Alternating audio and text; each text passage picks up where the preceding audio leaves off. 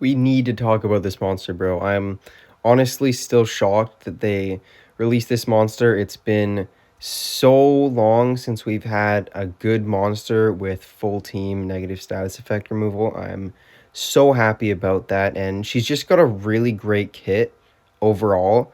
I've been having tons of fun using her in multiplayer. Even though I've only got her 130 right now, that's kind of where she unlocks most of her potential with her crazy trait.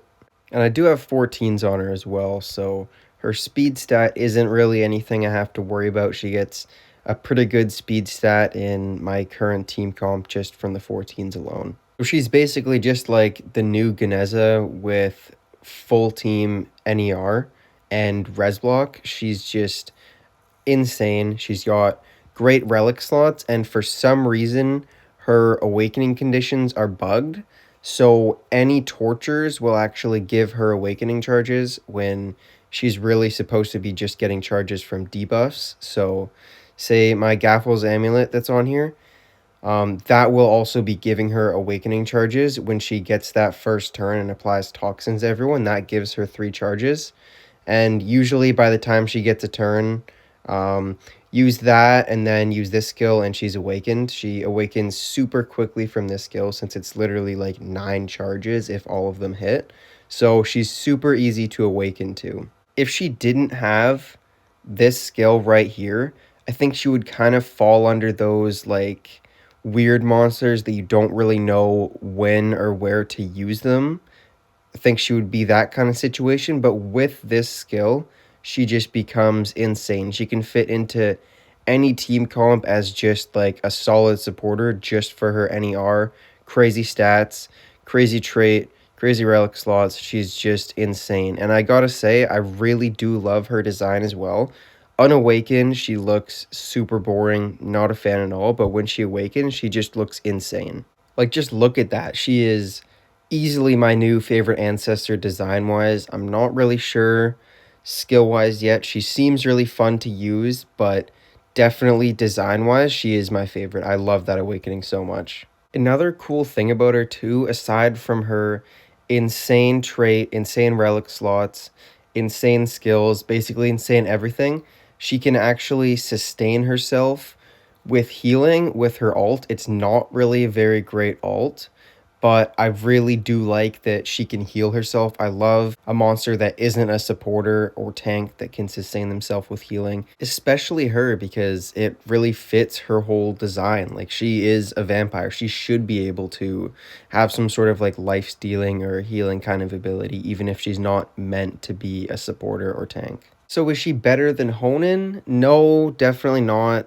She's still a really good monster, but I don't think any monster will really come that close to hounen for a while, probably till midway through next era. Like, I could be wrong on that, obviously, but yeah, this monster is just so insane. I don't see any other monster topping him for quite a while.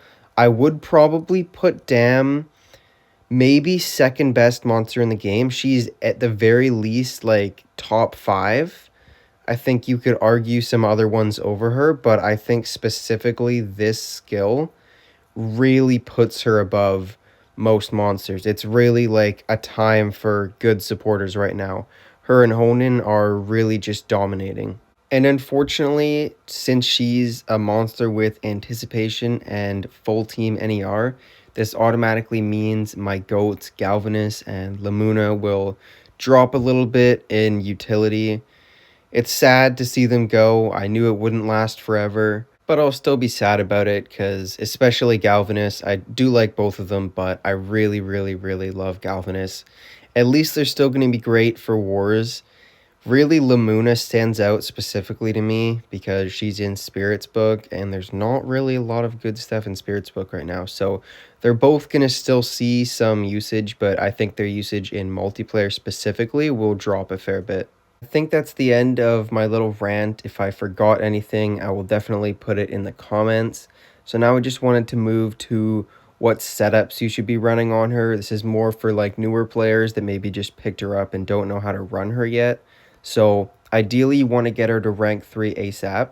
That's where she unlocks most of her potential. Her trait is very good at rank 3. Rune-wise, you want to do 3 team speed. She's a supporter. You want her to boost your team speed. You don't really need her to go first unless you're banking on the total blind, but it's a very inconsistent form of denial. So I wouldn't really run her as a 3-speed monster unless it's like a really specific war scenario. Skill-wise, you want to get her to at least 120 to unlock all of her skills. This is my personal preference. I like the AoE total blind. This move is a must-have for sure. It gives her 9 awakening charges, and the evasion block is super helpful. This move you could definitely switch out for another that I will talk about in a minute, but I personally like this one. And this move is 100% essential. You need to have this move. This is easily her best move. So if you're thinking about what move you want to swap out with this, you could do this one just to have a nice single target, and you could do this one here. It mostly depends on her rank, because it does apply minor blind, and she does already have a minor blind status caster. The other ones I probably wouldn't consider, aside from maybe this one, for if you wanted to use her in the bounty hunt. Relic wise, you definitely want to throw a Ganeza's essence on her. That would be the ideal essence. And for the amulet, I would say Gaffel's amulet is probably the best, just because it gives her 3 awakening charges first turn. You don't necessarily have to bank on her awakening though. She's not the type of monster that relies on her awakening. So that's not 100% necessary. You could always do a magic council amulet, and that would be super viable too.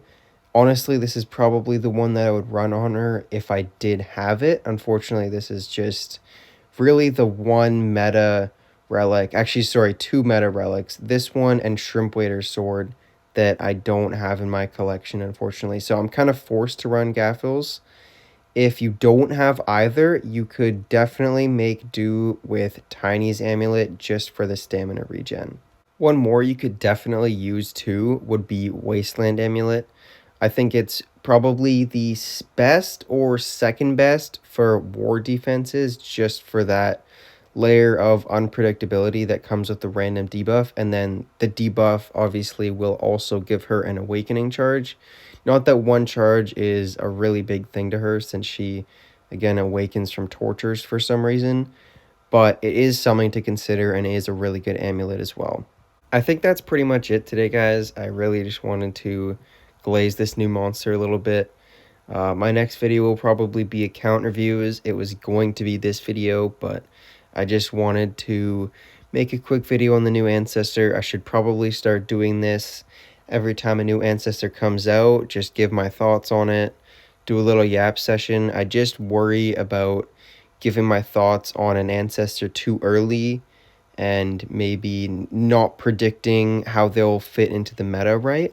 I guess I just worry about maybe promoting an Ancestor, saying they're going to be really good when in reality they don't end up being as good as I anticipated, and then maybe that influences someone who maybe shouldn't be going for that Ancestor yet to go for them.